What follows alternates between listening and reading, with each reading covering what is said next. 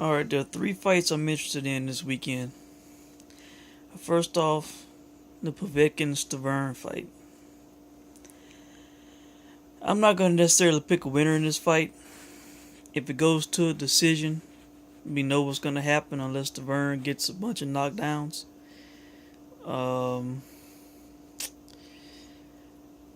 The thing about this fight is Bermaine Stiverne is a former champion. He's got power. He can box. And as I last checked, he is as high as a plus 1250 underdog. That I don't get. I know Povetkin is a gold medalist. I know he's only lost to Klitschko.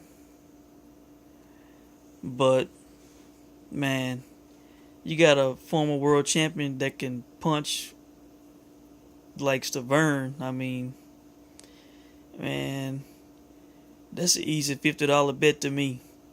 When I first saw the odds, I guess a couple weeks ago, I saw him as a plus 600 underdog, and I was like, damn, I put 50 on that.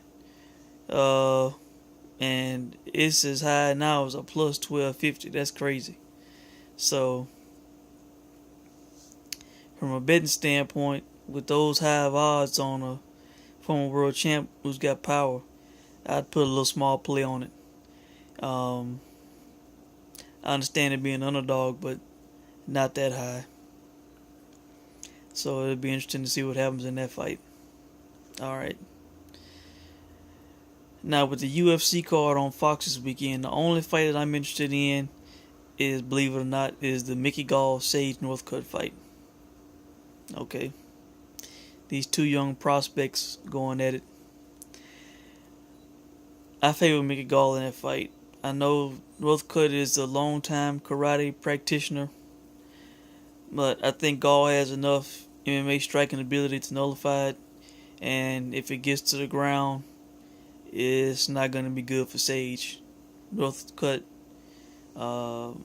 Mickey Gall is a brown belt as far as I know in jiu-jitsu, and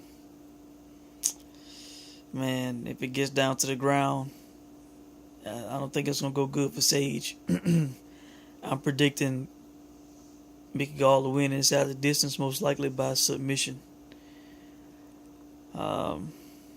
Okay. And the final one, the big one of the day, Bernard Hopkins and Joe Smith Jr. I know Bernard Hopkins is a legend. I know he is a Hall of Famer.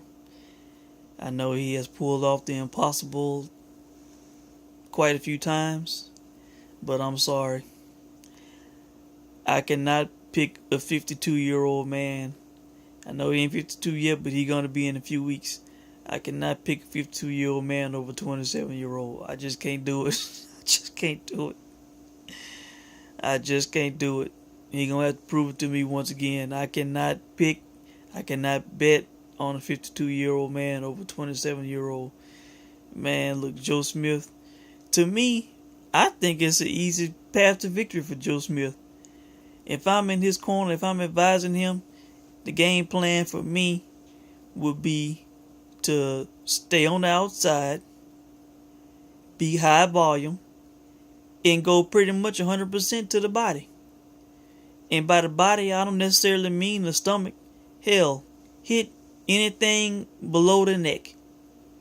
Just constantly be high volume, stay on the outside, use the jab, and hit Bernard's body, because the foot speed is not there. He's not gonna be able to move that much. I mean, he's not gonna, he ain't gonna be Arizona Lara in the fight.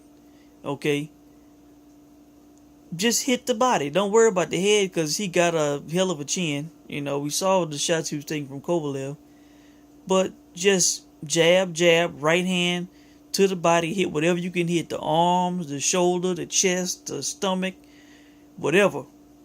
Just put the damage, just touch his body. He'll eventually feel it. His legs are 52 years old, and stay on the outside. His reflexes can't be that great. Okay, I know he's in shape. I know he's in great shape of his 2-year-old, but no.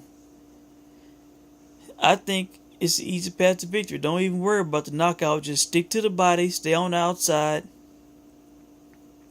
You can beat this man. The counters are not going to be super fast. Don't be lulled into some mind games. I think it's the easy path to victory. Be high volume, stay on the outside, go to the body. And then eventually, if you go to the body enough, their head's going to be wide open and you can take a good shot at it. Not saying you can knock him out, but it'll be there to hit because he'll be constantly covering up the body. Okay. Plus, Bernard took quite the beating against Kovalev. I mean, he didn't win one round. He's been out of the ring for what, 2 years? You know, you combine that beating with the inactivity and the age. Look, when I put my money down, Smith was a plus 215. Now I think he's down to plus 155. But I'm telling you, and I got to be honest, I want Bernard to go out the hard way. I ain't a hater on Bernard. I don't have nothing against Bernard. But I don't always like the storybook fairy tale ending. You know, this guy, he's, in my opinion, he's been around too long. He's stayed around too long. And really, it's an embarrassment to have a 52-year-old man beating the prime fighters of today.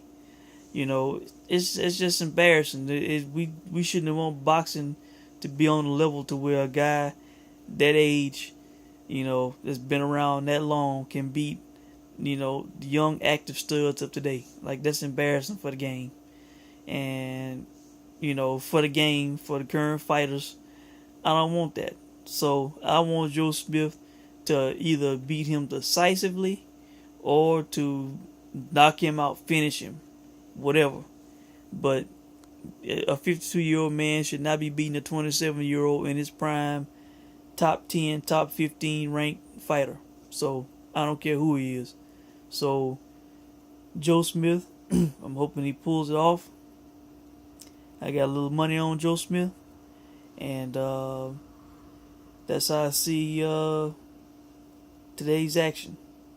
So, and you know, win, lose or draw, this video will stay up to be commented on, and I will be doing a post-fight video for all three. Probably do it just all in one, and talk about it.